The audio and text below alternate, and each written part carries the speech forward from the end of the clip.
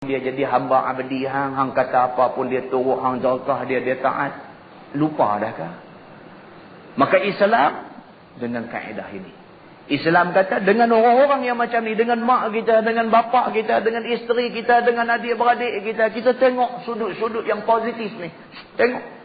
Takkan tak ada benda baik dalam diri dia. Tengok sudut-sudut yang positif dan kita andaikan. Mudah-mudahan kebaikan yang sedikit itu akan berkembang dan dia akan jadi orang baik esok ni. Satu orang sahabat saya baru ni, dia kata kat saya. Dia kata, Ustaz, dia kata saja kita bincang je lah, dia kata. Dia kata antara satu kejadian dengan satu kejadian dia ada relate tak? Dia ada kaitan tak? Saya kata contoh dia macam mana? Dia kata saya di rumah. Dia kata hari tu ni anak saya, hak laki-laki besar tu dengan adik dia. Berkelahi lah dia kata. Jadi kita ni duk tengok lah. Berkelahi. Abang dengan adik ni berkelahi lah. Sampai kita kadang panggil mai abang duk tani, mai adik duk tani. Tanya hak abang ni siapa? Dia kata adik. Adik siapa? Adik abang. Kata. Baik, adik ni siapa? Ni abang. Abang siapa? Abang saya. Maknanya hampa ni kira lagu mana? Kira dua beradik. Dua beradik patutkah berkelahi?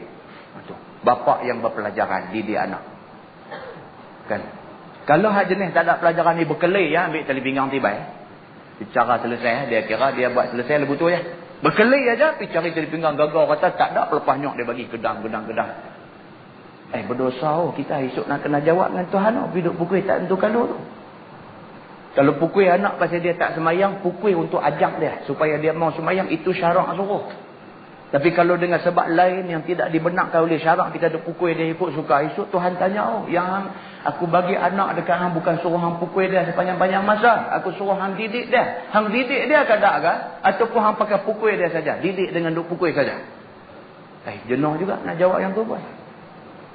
Jadi bapa yang berpelajaran ni panggil mai, bagi anak dia fikir. Ni siapa abang hang? Ni siapa adik hang? Hampa dua beradik. Patut dah adik-beradik berkelahi? Senang, dua-dua orang. Lain kali abah tak mau tengok dah berkelahi macam ni. Faham tak? Faham.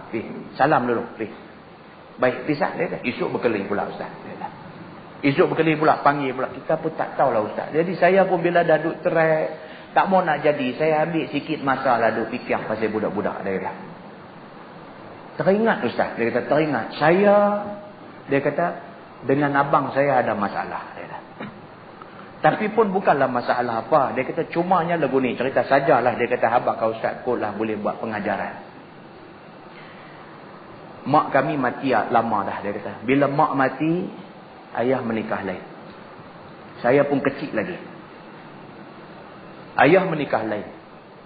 Lepas dah menikah sekian lama, ayah lumpuh. Dia kata. Ayah saya lumpuh. Dia kata 18 tahun. Ayah saya lumpuh.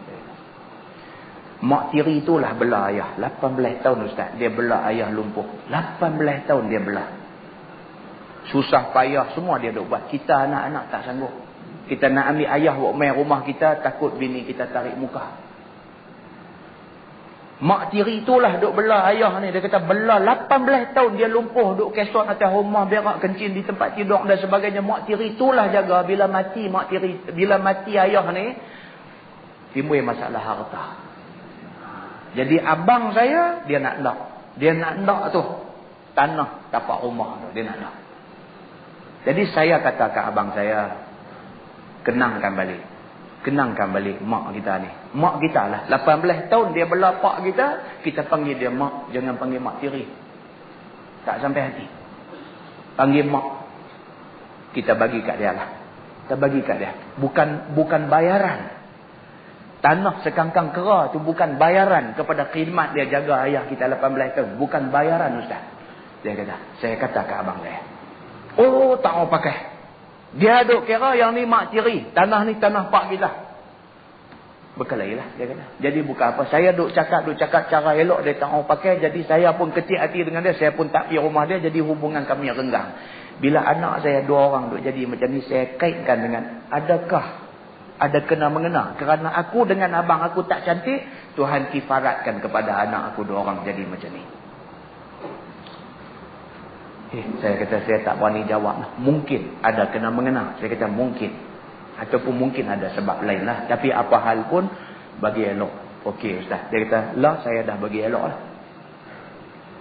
Bila saya duk agak-agak pasal tu, saya pun tak mau buang masa. Saya start kereta, saya pergi rumah abang saya pergi duduk sebelah dia. Saya kata, abang minta maaf itu ni. Walaupun mula nampak dia tak seronok beralih ke lain. Saya pegang dia, saya peluk dia. Saya kata, abang saya minta maaf lah. Kita ni adik-beradik abang. Terus saya berkelahi lah. Kalau saya salah, saya adik. Saya mungkin banyak buat salah. Saya minta maaf ke abang. Lama-lama elok balik. Elok balik. Abang dia pun peluk dia balik apa semua. Selesai masalah krisis kami adik-beradik. Tapi ustaz nak cerita ke ustaz, ajaibnya Tuhan ni yang kata Allah ni Tuhan Maha Besar. Dia kata saya balik ke rumah, daripada lepas pada tu saya balik, anak saya tak berkelahi dah ustaz. Dia kata tak berkelahi dah anak dua orang ni, tak berkelahi dah. Saya Allahu Akbar. Saya buat sujud syukur ustaz. Saya buat sujud syukur. Dia kata selesai satu bab, tak berkelahi dah ustaz. Saya rasa tu dia kata Allah Subhanahu Wa Taala ni kadang-kadang dia nak tarbiyah kita, dia nak didik kita, dia tunjuk dandan tu.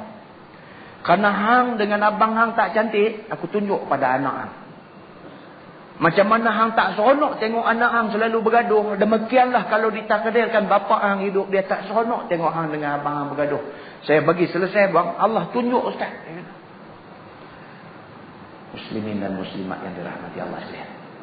Itu dia, kita nak cerita Tuhan ni kadang-kadang dia didik manusia ni sampai peringkat tu dia didik kita.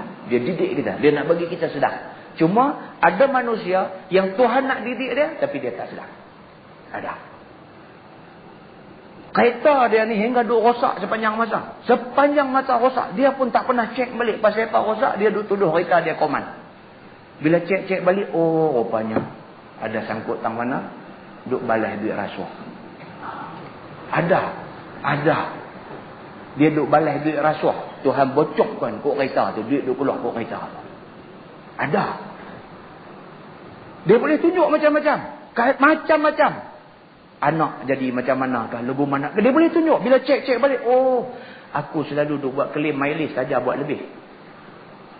Semua tu tak cantik tu. Semua tu duit tak cantik. Duit haram tu. Apa ada pada RM1, apa ada pada RM50. Kalau sekiranya yang Tuhan nak rabut ambil balik RM500. Kerana sedikit duit haram. Kita dah baca hadis di surah Taman Kerian, bab jual beli kita di sana. Nabi SAW sebut, dia kata manusia kalau memakai sehelai baju, yang baju tu dibeli dengan harga 10 dinar. 1 dirham daripada 10 dinar itu, 1 dirham duit haram. Allah tidak terima sembahyang dia. Bayangkan kita makan duit haram, kita makan rasuah, kita makan duit-duit yang tidak dengan jalan yang benar. Duit tu kita masuk dalam perut kita, kita bagi makan anak-anak kita. Subhanallah, apa Tuhan nak tunjukkan kita itu? Na'udzubillah min zalik. Jangan terliok dengan benda-benda haram ni. Jangan terliok, sikit pun jangan terliok. Kalau nampak kacau, tak apa nak clear, tinggal bang. Jangan libatkan diri. Kerana kesan dia buruk sekali. Di akhirat dah tentu buruk. Atas dunia ni Tuhan tunjuk lah. Jangan buat benar-benar macam tu semua. Baik. Dia kata dan lain pula. Dan di dalam sahih sabda Nabi SAW, la yajlidu ahadukum imra'atahu jaldal abdi summa yujami'uha fi akhiril yawm. Maksudnya janganlah seorang kamu memalu akan isterinya. Memalu maksud dia pukul lah. Palu. Bukan maksud memalukan isteri dia tak. Maksud dia pukul. Janganlah seseorang kamu pukul isteri kamu seperti memukul hamba kamu sendiri. Kemudiannya jima' pula ia pada akhir harinya. Nabi kata orang Islam jangan buat perangai lagu tu. Di satu waktu marah kat bini ni bukan setakat maki hamu nak bubuh penampang, tibai dia dan sebagainya, sakitkan bini. Sat lagi bila main malam kita jima' dengan dia. Jangan kita jadi perangai macam tu. Awak bini kita ni menatang dah. Boleh duk pukul dia ikut suka. Boleh duk guna dia bila-bila masa. Jangan, sebagai orang Islam jangan buat macam tu. Hikayat orang, dia kata bahawa sesungguhnya seorang laki-laki datang ia kepada Sayyidina Umar Al-Khattab radhiyallahu anhu. Padahalnya hendak mengadukan kepadanya akan kejahatan perangai isteri dia. Ada seorang sahabat pergi nak jumpa Sayyidina Umar, nak cerita pasal